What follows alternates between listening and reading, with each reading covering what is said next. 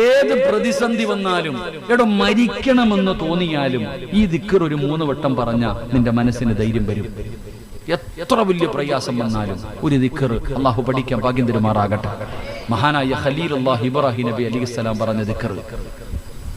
ഖലീലുല്ലാഹി ഇബ്രാഹിം നബി അലൈഹിസ്സലാം പറഞ്ഞതാ, നമ്രൂദിന്റെ തീക്കുണ്ടാരത്തിലേക്ക് വലിച്ചെറിയാൻ നിർത്തിയിരിക്കുമ്പോ ഇബ്രാഹിം നബി പറഞ്ഞ ദിക്ർ. എന്റെ പ്രിയപ്പെട്ടവരെ, മഹാനായ നബിയുനാ റസൂലുള്ളാഹി സ്വല്ലല്ലാഹു അലൈഹി വസല്ലമ തങ്ങളുടെ പ്രിയപ്പെട്ട ഭാര്യ മഹദിയായ ആയിഷ ബീബി റളിയല്ലാഹു തആല അൻഹ. ആയിഷ ബീബിയുടെ ചരിത്രം നമ്മൾ പഠിച്ചു നോക്കണം. ആയിഷ ബീബി റളിയല്ലാഹു തആല അൻഹയെ കുറിച്ച് വ്യഭിചാര ആരോപണമുണ്ടായി. സഫ്വാൻ റളിയല്ലാഹു തആല അൻഹു സ്വഹാബിയ, ബദരീങ്ങളിൽപ്പെട്ട സ്വഹാബിയ.